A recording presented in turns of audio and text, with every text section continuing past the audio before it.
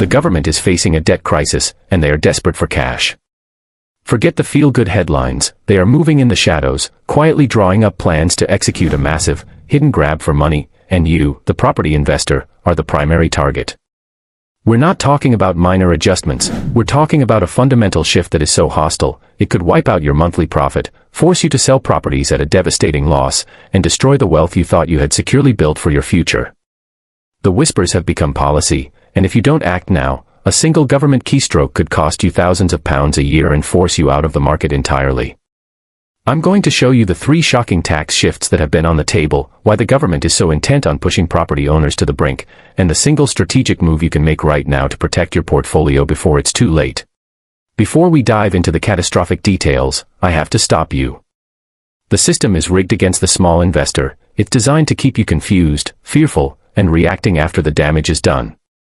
The only way to survive a landscape this hostile is to stay informed, and most importantly, stay ahead of the spin.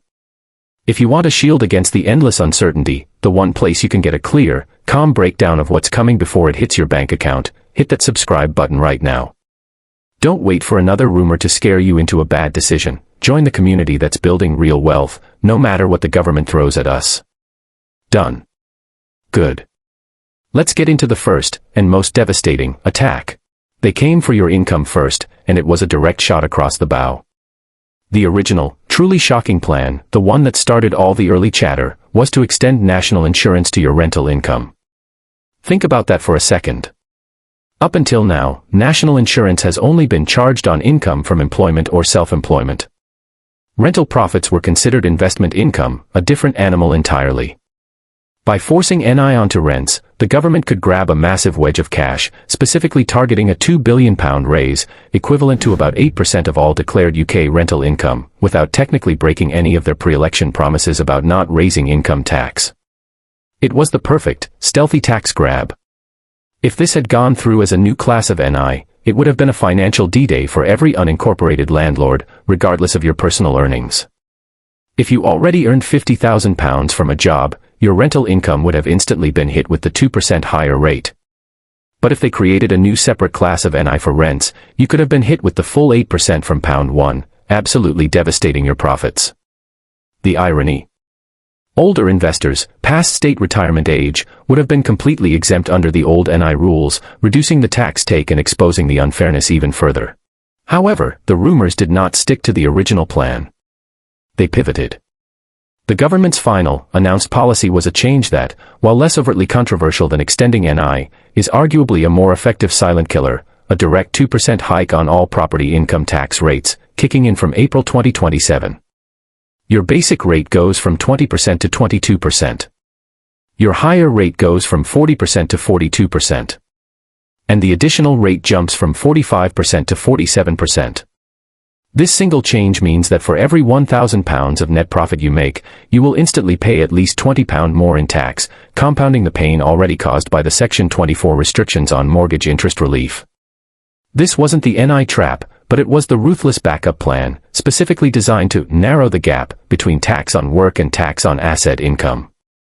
The only immediate, ironclad safe harbor. Limited companies. Since NI and this new separate property income tax rate structure doesn't apply to companies, the corporate structure emerges as the sole protected entity. This has triggered a wave of fear and a dangerous urge for panic incorporating. Moving property into a company is not a simple fix, it triggers massive costs like stamp duty, land tax, and capital gains tax. It is a calculated decision, not a panicked reaction. But, for many, this new tax reality makes the difficult choice of incorporation the only path to long-term survival. The lesson. The government came for your income, and they successfully found a way to take a much larger slice. But the government's grab for cash didn't stop at income. The headlines screamed a beautiful lie: stamp duty abolished.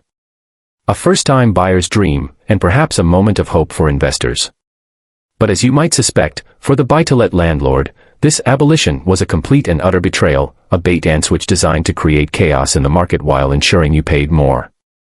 The rumor machine was spitting out 2 versions of this reform, and both were toxic for anyone holding rental property. The first, and most discussed, proposal was to scrap the upfront, lump sum SDLT, replacing it with an annual, recurring property tax of 0.54%, but only on properties valued over £500,000. On the surface, if you bought a £600,000 property, you'd no longer pay a huge amount of tax on day one, but instead pay £3,240 every single year, forever.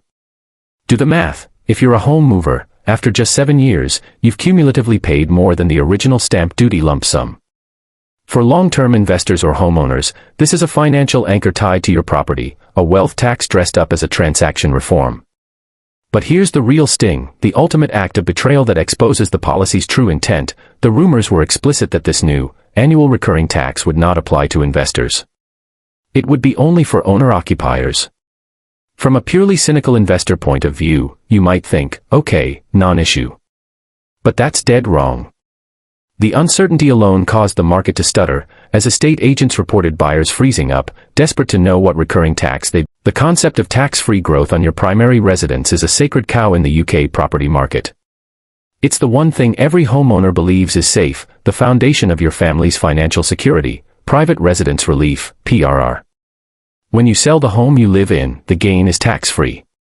It's a protection built into the system that separates the family home from a business asset. But even this pillar of security was targeted by the rumor machine. The speculation was a direct, emotional gut punch. The government was reportedly considering doing away with this crucial PRR for homes valued above a certain threshold, often whispered to be £1.5 million. Now, you might be thinking this only affects the super-rich in London. But this is where the emotional, relatable weight of this rumor hits hardest. This isn't just about mansions, it's about the retirees, the long-term homeowners who bought a modest house decades ago in a desirable area, watched the value soar, and now rely on that tax-free equity to fund their retirement, or simply downsize. Imagine, you've spent 40 years paying off your home, you're asset-rich but potentially cash-poor, and now, simply by selling your family home, a significant portion of your life savings could be hit with a massive capital gains tax bill. It transforms the act of selling your home from a financial necessity or a life transition into a major taxable event. This rumor was a deliberate attack on the stability and security of the older generation, the ones whose long-term investment in their family home was about to be weaponized against them. The political and emotional backlash would be immense. While the government ultimately pivoted to a slightly less controversial, but still controversial, mansion tax, officially, the high-value council tax surcharge on properties over £2 million, the fact that they even considered removing PRR shows the depth. What if they didn't just tweak stamp duty or council tax, but annihilated both and built a single, universal property tax in their place? This is the most radical, and arguably the most terrifying, rumor that has surfaced, the idea of replacing both the transaction-based SDLT and the occupier-based council tax with a single annual property tax. The immediate, high-impact nightmare for landlords is this: the tax would fall squarely on the owner of the property, not the person who lives there. We already pay stamp duty on purchase, and we cover council tax during void periods, but this proposal means the bill for what is currently council tax would become our financial liability, 365 days a year, for every property we own. The average council tax bill in the UK is around £1,770, a substantial, profit-eating cost that would come straight out of your cash flow. But there's a deeper, more complicated issue here. Normally, when landlords face a new tax, the market wisdom is that the cost doesn't automatically get passed on to the tenant because rents are driven by supply and demand, not a landlord's P&L. However, in this unique, theoretical case, it actually might be different. Here's why. If this new tax replaces council tax, it means the tenant's biggest monthly bill just vanished. Their costs have gone down, meaning they could theoretically afford to pay more rent. Because this new tax would apply, the most damaging thing you can do right now is react with raw, emotional panic.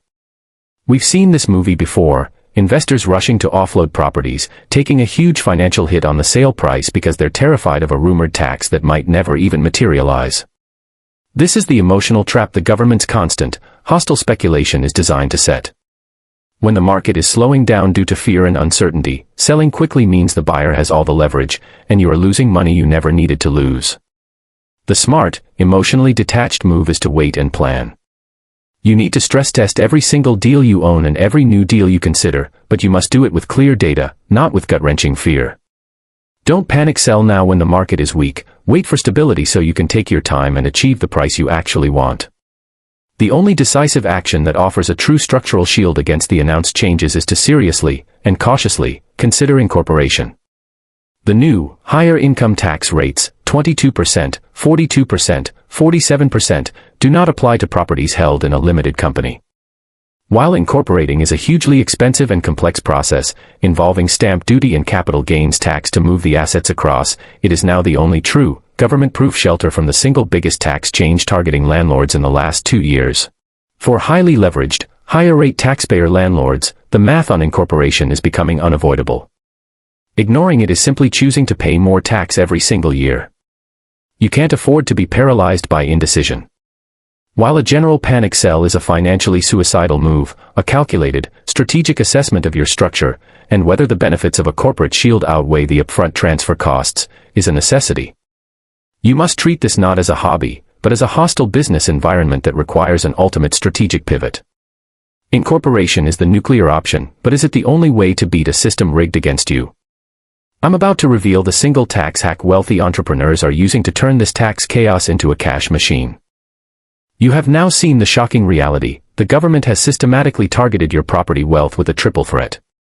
First, the income tax surcharge ensures you pay a higher tax rate than the average worker. Second, the stamp duty reform chaos was designed to destabilize the market. And third, the creation of the annual wealth tax, mansion tax, sets a dangerous precedent for future, sweeping grabs that will fall squarely on property owners. The old ways of investing are dead. The simple buy and hold strategy for unincorporated landlords is now an exercise in watching your profits silently bleed away year after year. The environment is hostile, but the real failure is letting fear drive your decisions. Don't rush to offload your properties for a loss ahead of a rumor that may never materialize. Instead, take strategic, calculated action. You need the tools to assess the true damage of these new policies on your cash flow before you make a costly mistake. But the biggest question remains: in this hostile climate, can you actually use the system to your advantage and build tax-free wealth? There is one sophisticated, entirely legal strategy that successful entrepreneurs are using to grow their portfolio exponentially outside of the trap the government has set. It's a tax hack that has been turning this financial chaos into a massive opportunity.